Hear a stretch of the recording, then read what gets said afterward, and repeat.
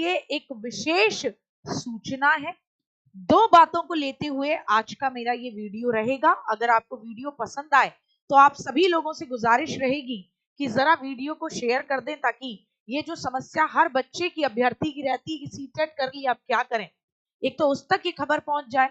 दूसरा, एक महत्वपूर्ण जो बात काफी लंबे समय से आप लोगों का बहुप्रतीक्षित डिमांड थी, एक रिक्वायरमेंट थी, वो आपकी पूरी कर दी गई है। तो कुल मिलाकर दोनों बातें अगर आपको अच्छी लगे तो क्लास को यानी इस वीडियो को शेयर जरूर कीजिएगा, लाइक कीजिएगा, और चैनल पर अगर पहली बार आए हैं तो टीचिंग एग्जाम TWA इस चैनल को सब्सक्राइब जरूर कीजिएगा। तो यहाँ बात है कि सीटेट के बाद आपकी कौन कौन सी भर्तियां हैं जिनको सीटेट करने के बाद, पास करने के बाद आप आसानी से पार कर सकते हैं। किन भर्तियों के माध्यम से आपकी सेंट्रल लेवल पर या वर्तमान में अगर किसी स्टेट में जॉब निकल रही है तो वो निकल रही है, ताकि आपके लिए फायदेमंद हो जाएगा। तो जरा गौर फरमाएंगे, मैं आपको बता दूं क्या है मामला। तो देखिए, अगर आपने सीटेट किया है तो बीपीएससी में, और आप उत्तर प्रदेश से हो, आप बिहार से नहीं हो, आप अगर बिहार से नहीं हो, आप किसी भी देश के किसी भी राज्य से हो लेकिन बिहार से नहीं हो, तो ऐसे में सीटेट करने के बाद आपको बीपीएससी में सीटेट में 90 नंबर चाहिए। और अगर आपके सीटेट में 90 नंबर हैं तो आप बीपीएससी 4.0 जो कि आने वाला है, अप्रैल के अंत तक उसका नोटिफिकेशन आपको दिख जाएगा, उसकी आप तैयारी अभी से कर सकते हैं। केंद्रीय विद्यालय सेंट्रल लेवल पर, इसमें आपको रिजर्वेशन मिलता है बिल्कुल, वही टी और एसटी को आपका 82 नंबर पर, ओबीसी आपका सीटेट में अगर 88 85 मार्क्स हैं तो उनके लिए काम बन जाएगा, वो केवीएस का फॉर्म भर सकते हैं। ठीक साहब, एनवीएस में भी सेम रहता है यही कि आपने सीटेट पास किया है, एससी एसटी से बिलोंग करते हैं, 82 नंबर है, आप आराम से एनवीएस नवोदय विद्यालय भरिए। आप अगर ओबीसी से बिलोंग करते हैं, 85 मार्क्स हैं, आप आराम से भरिए। ईएमआरएस ये भी सेंट्रल लेवल की जॉब है, तो वही जो रिजर्वेशन आपका मान्य होता है वो लगेगा, वो भरिए। केवल DSSB में आपके क्या चाहिए, 90 नंबर चाहिए। क्यों? क्योंकि DSSB दिल्ली से संबंधित है। ये तीन आपकी सेंट्रल से संबंधित है, बीपीएससी राज्य संबंधित है, DSSB भी आपकी दिल्ली से संबंधित जॉब है। तो यहाँ पर आपके 90 नंबर सीटेट में चाहिए। अब आप मान के चलिए ऑन एन एवरेज आपके सीटेट में 90 नंबर आ चुके हैं। आप जानना चाहते हैं कि सेंट्रल लेवल पर या स्टेट लेवल पर किन राज्यों के अंदर और पूरे राष्ट्रीय स्तर पर आप किन किन जॉब के लिए आप एलिजिबल हो सकते हैं। तो यकीन मानिए, आप ये आगामी ये 5 भर्तियां हैं जिनकी तैयारी आपको करनी चाहिए अच्छे तरीके से। DSSB काफी अच्छी जॉब है, काफी अच्छा पे स्केल है, दिल्ली के अंदर जॉब लगती है।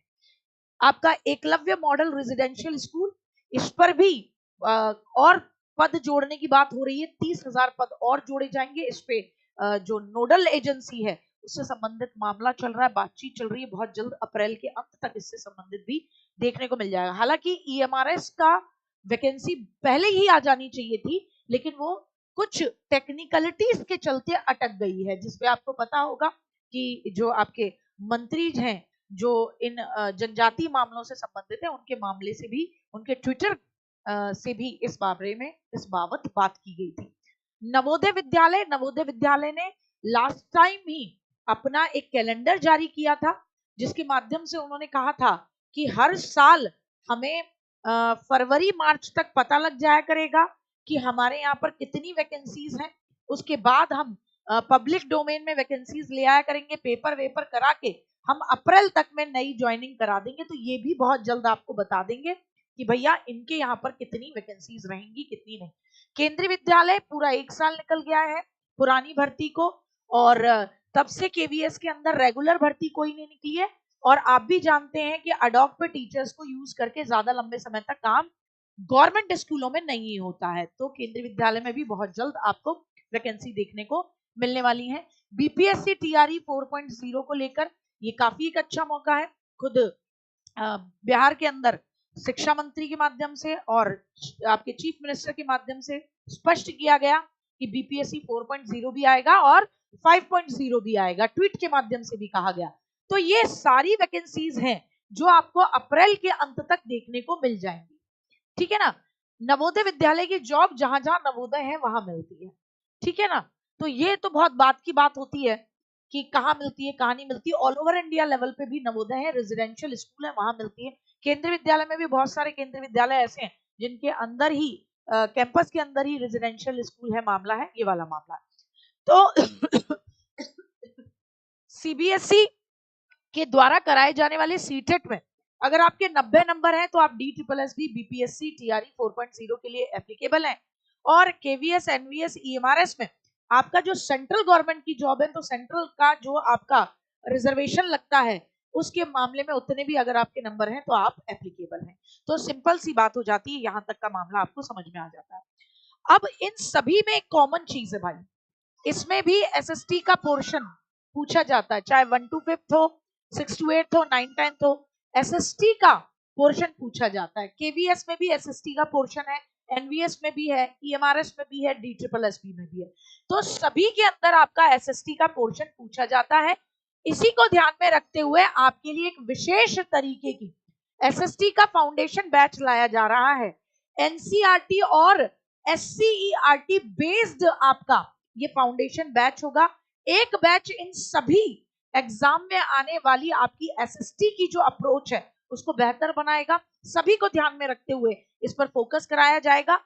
और इसके अंदर न केवल स्टेट लेवल की आपकी बुक्स का निचोड़ होगा बल्कि एनसीईआरटी, क्योंकि आप एनवीएस करो, केवी करो, DSSB करो, आप बीपीएससी करो, सब में एनसीईआरटी पूछता है आपसे। तो एनसीईआरटी और एससीईआरटी को मिलाते हुए आपके लिए ये बैच तैयार किया जा रहा है। कंटेंट रहेगा इसके अंदर दमदार। इससे 6ठी से लेकर 8वीं, 9वीं से लेकर 10वीं तक की सभी महत्वपूर्ण जो आपकी अप टू 6ठी से लेकर 10वीं तक की सारी इकोनॉमिक्स, ज्योग्राफी, पॉलिटी, ठीक है ना, हिस्ट्री, सभी को शामिल किया जा रहा है और बेहतरीन तरीके की आपकी क्लासेस रहेंगी। इसके लिए आपको कूपन कोड लगाना है SST10, जिसके बाद आप इसे डिस्काउंट में प्राप्त कर पाएंगे 599 रुपए में, अन्यथा इसका प्राइस रहेगा 699। आपको किसी भी तरीके की अगर क्वेरी हो, हेल्पलाइन नंबर है 9711449696, आप इस पर हेल्पलाइन नंबर पर कांटेक्ट करके बैच परचेस करने में कोई समस्या आए तो उसे प्राप्त कर सकते हैं। तो कुल मिलाकर ये 6 to 8, 9 to 10 यानी सभी टीजीटी और इवन पीजीटी के अंदर आपका स्पेसिफिक ही पीजीटी में कोई हिस्ट्री या ज्योग्राफी ना हो तो उसको छोड़ दीजिए, बाकी जो कॉमन पेपर रहेगा उसमें आपके एसएसटी का पूरा मामला रहेगा। उसके लिए आपको लगाना होगा SST10 कूपन कोड कि जी हमें लेना है, तीनों मिल जाए, हमें 6ठी से लेकर 8वीं का भी मिले, 9वीं और 10वीं वाला भी एनसीईआरटी एससीईआरटी का कॉम्बिनेशन मिले, 11वीं और 12वीं वाला भी मिले, यानी हमारा पीजीटी का सारा मामला क्लियर हो जाए एनसीईआरटी और एससीईआरटी का। तो आपको कूपन कोड लगाना है SST10 और फिर ये आपको बैच मिलता है 799 का, जिसके अंदर पीजीटी तक का मामला है, टीजीटी प्लस पीजीटी तक का मामला। तो आपके लिए क्या रहेगा, 799 कूपन कोड SST10 लगाना है। हेल्पलाइन नंबर वही है। 14 दिसंबर से शुरू हो रही है और आप देख सकते हैं कि टाइम टेबल आपकी नजरों के सामने, सभी धुरंधर रहेंगे। तो मुझे लगता है ये आपके लिए बहुत फायदेमंद रही होगी ये इंफॉर्मेशन। ये एक बैच सभी एग्जाम के अंदर आपको मदद करेगा इस पोर्शन को कंप्लीट करने में। तो आगे जो भी खबर होगी आप तक जरूर पहुंचाएंगे। किसी भी तरीके की कोई जानकारी आपको